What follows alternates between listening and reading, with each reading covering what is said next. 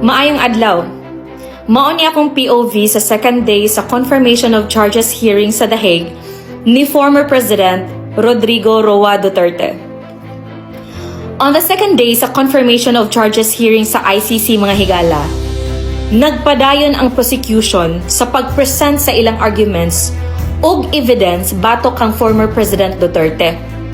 Ang dili pa ni siya trial ha. Ang judges magbuot pa kung naabay sufficient grounds para ipadayon ang kaso. Okay? And after listening carefully to the prosecution mga higala, dili ko magstorya based sa emosyon. I will speak as if presenting before a court, structured, deliberate, evidence-based. Kay in law mga higala, dili man na pwede nga pasad story. It is about proof mga higala. And listening to their arguments, klaro kayo ang framing, no? They portray the former Philippine president as already condemned, not merely accused. Pastilan. Pero ang pangutana din ha mga higala, where is the concrete evidence of direct orders authorizing unlawful lethal action against a specific individual? Unsa man nilang gipresent? Clips of speeches, campaign rhetoric, and public pronouncements. So, kung ang basihan sa crimes against humanity kay mga speech lines nga, I will kill drug pushers, then are we redefining criminal law based on rhetoric alone? In criminal law mga higala, intent must be proven, policy must be proven, direct linkage must be proven. Dili pwede ang assumption, di ba? And then the prosecution argues there was a nationwide policy of unlawful killings under Oplan Tokhang and Double Barrel. But here is the legal question din ha mga higala.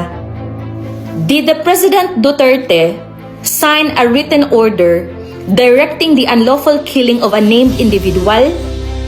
Naabay listahan nga gipirmahan parihas sa gibuhat ni Joseph Stalin, who was known for signing execution lists?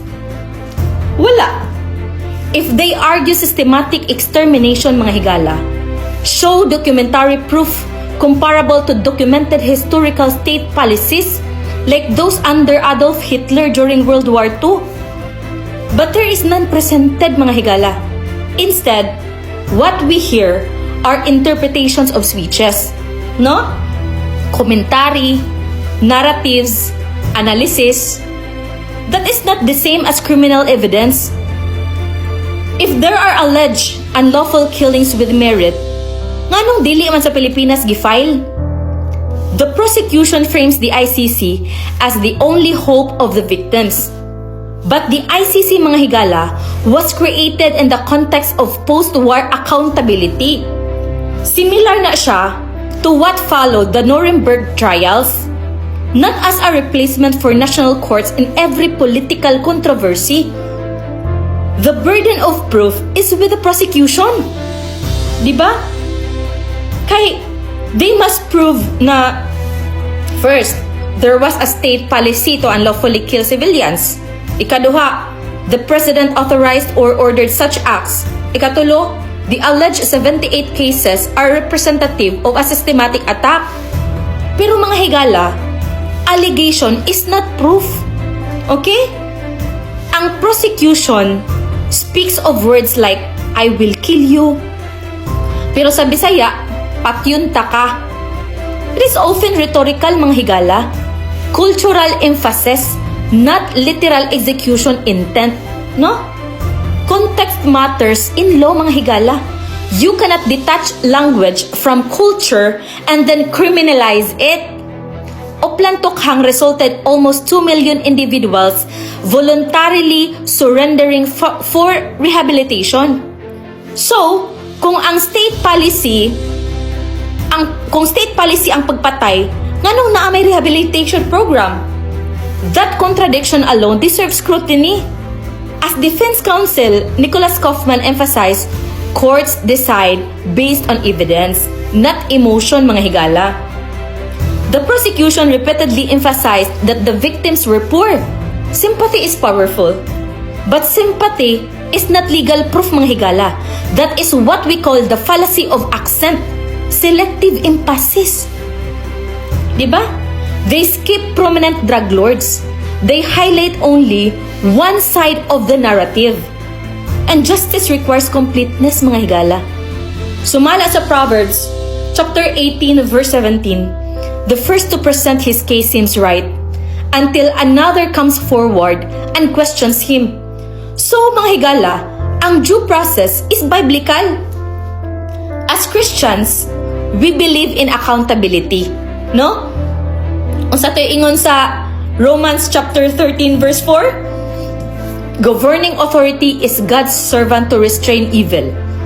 Unya, ang Isaiah chapter 11 verse 17, nag-ingon po, seek justice, correct oppression. And lastly, niingon ang Deuteronomy chapter 16 verse 19, warns against partial judgment. Mauna, nga ang justice must be consistent, mga higala. Dili selective. Dili dependent kung pobre o dato ang nasod. Diba? And then, the pre-trial chamber judges now ask one question. Is there sufficient evidence to proceed to trial? Not whether he has controversial, not whether critics dislike his rhetoric, but whether there is concrete proof of a state policy of unlawful killings. Kay kung wala, the case should not proceed. At the end of the day, we are observers of history. Dili ta magpadala sa hype, mga higala. Dili ta magpadala sa propaganda. Sumala sa Psalm chapter 89, verse 14. Righteousness and justice are the foundation of your throne. So, mga higala, if justice is truly the goal, it must stand on evidence, not emotion. For now, mga higala, we watch, we analyze, and we pray, and we hope for his safe return back to the Philippines, where former President Rodrigo Roa Duterte belongs.